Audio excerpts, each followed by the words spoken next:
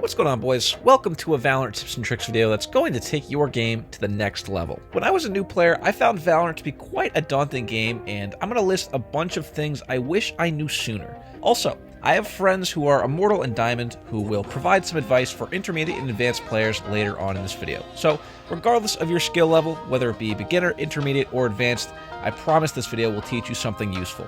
Without further ado, let's talk about 5 tips that will make you instantly improve your game on Valorant. In this video, we're going to cover the following 5 topics: gun skill, practice, sound, the economy, and lastly, mindset.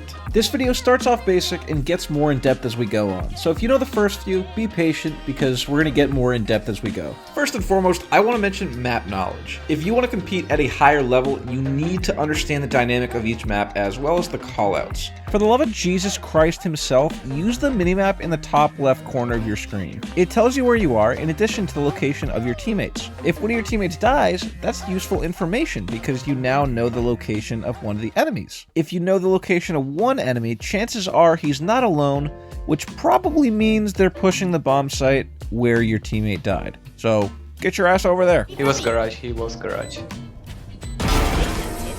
Teamwork and communication are large parts of playing competitively and ranking up, but another important component is gun skill. Let's talk a little bit about crosshair placement and recoil control. This section will start off basic and get more advanced. 2 things. Number 1, you should always aim for head level. You do a lot more damage, thus killing the opponents quicker. Number 2, burst firing is your best friend. The first 4 or 5 bullets that you fire will generally be in alignment with the location of your crosshair. The only recoil compensation is moving your mouse in a slight downward motion. The biggest mistake I continue to make is compensating too much. There are many times where before I even fire a single bullet, I'll pull my crosshair way down and I end up overcompensating where I shoot them in the midsection or even legs. This does minimal damage and it's not very effective. This doesn't fly in the higher ranks. It'll be a sole reason for why you lose a majority of your gunfights. So stop aiming at belly buttons. Aim for the head. Hey, real quick, if you see this, comment your favorite type of cookie. People who didn't see this part will be so confused. It's gonna be a bunch of tips on like how to improve your game, then someone's gonna be like, oh, I like Oreos. Someone's like, what the fuck, dude? Alright. Back to the video, thanks. This next point is a mistake that a lot of players make without even realizing it. We're going to talk about tracking. Tracking means keeping the crosshair on your enemy's head while you move. An example of this is playing on screen right now. Tracking also applies to situations where the enemy is not in view yet. When you're moving around, you want to be prepared for the enemy to appear around any corner at any time. A mistake many new players make is moving around the map without really aiming at anything in particular. So when an enemy does appear, they're caught off guard and not in a position to win the gunfight. Even if you don't see an enemy, visualize where they would be if they came around the corner.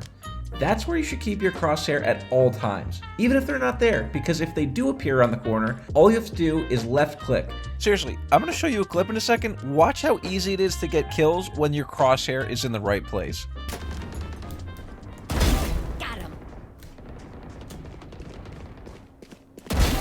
That's what all the pro players do. That's why they can get kills in fractions of seconds, because their crosshair is already in the position that it needs to be. If you do that, you will skyrocket up through the ranks, and improving on this alone will turn you from an iron into a gold overnight. Something I wish I knew sooner is to just take a few minutes to properly warm up instead of hopping straight into an unrated or ranked game. The best method I've seen is to hop into practice mode for 5 minutes. Start off by methodically headshotting the bots. Maintain the same horizontal height and don't overextend or pass a bot before shooting. The goal of this exercise is to instill positive habits and muscle memory. This movement will help you improve your flicks and get you used to moving your mouse at head level.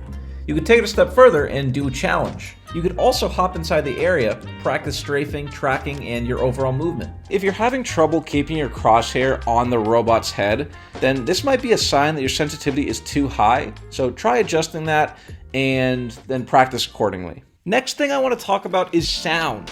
Sound is critical. Audio cues will inform you of many things, including the enemy's whereabouts. Knowing where an enemy is pushing from is the information that you need to accurately predict where to place your crosshair before you can actually see the opponent. If you hear footsteps, just move your crosshair, bam bam. It's such an easy game. Easy, easy, easy. In all seriousness, I'm going to play a list of sounds that are critical to understand. Let's do this rapid fire.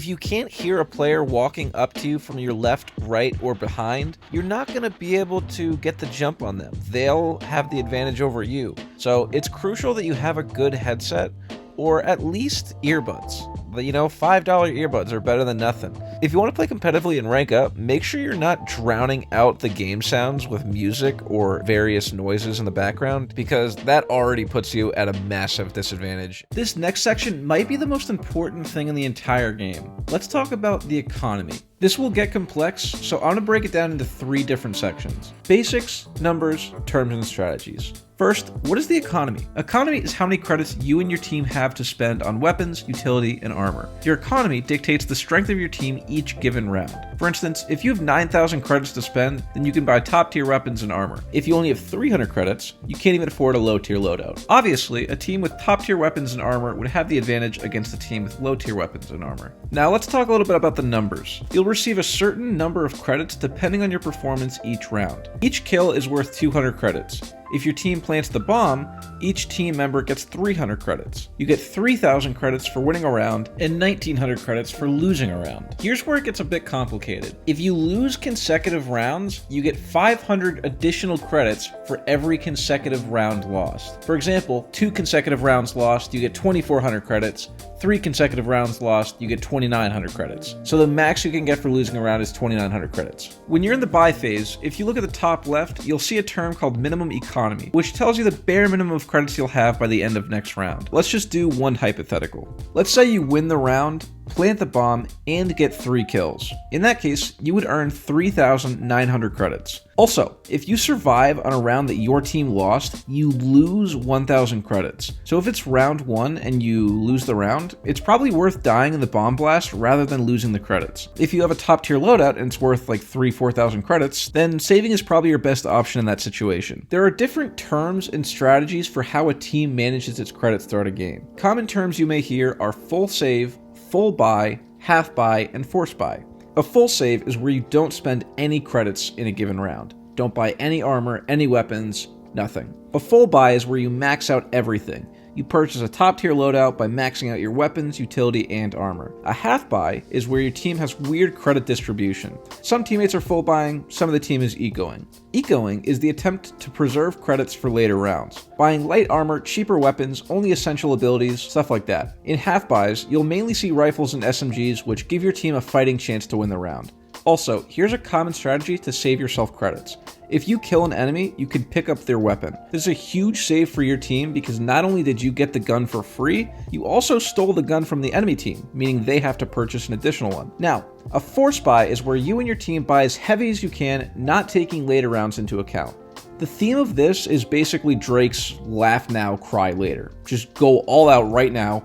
Don't worry about the next round, just worry about it when it comes. An example of this would be if you have 4,000 credits, you buy a Vandal and full armor for 3,900. You'll only have 100 credits remaining, which means you're in a horrible position if you lose this round. Force buys are for rounds that you feel like you need to win to get your economy back on track because your team as an average is low on credits. If you do happen to lose a round where you force buy, then the very next round should be a full save to balance your economy. If you force buy, then full save, you can half buy the third round.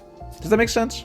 You should always be mindful of your team's economy as well as your opponent's economy. Watching the opposing team's economy should give you an idea of their game plan going into a round. If they're low on credits, they're probably going to full save, which means pistols and low armor. This information should influence how your team plays around. In that situation, your team can counter by picking up a Vandal or Op and looking for long distance fights. This will swing the probability of winning that round heavily in your favor. Another huge tip that I learned when I was starting out is to just keep a positive attitude. This game is meant to be enjoyable, and getting angry defeats the purpose. Sometimes we all get too competitive, and it's easier said than done, but losing your cool oftentimes decreases your gameplay as well, so it's really just a lose-lose. When I was brand new to the game, unrated was so boring because I only got 1 life every 3 minutes and didn't get many kills. Initially, when I played with friends, I'd end up spectating a lot more than I was actually playing.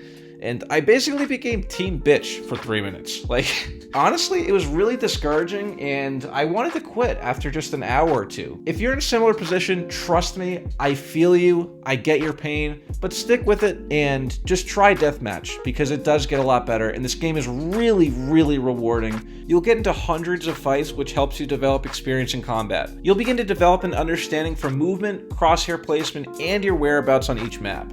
Even if you're a skilled player, hopping on practice mode or deathmatch is a great way to warm up. Listen, going into ranked without warming up is like raw dogging a chick without lube. It's gonna be painful and hurt you in the long run. Child support checks aren't fun, neither is losing your rank to a 5-stack, so fucking warm up, please. Of all the tips listed in this video, here is the biggest tip that I can possibly provide.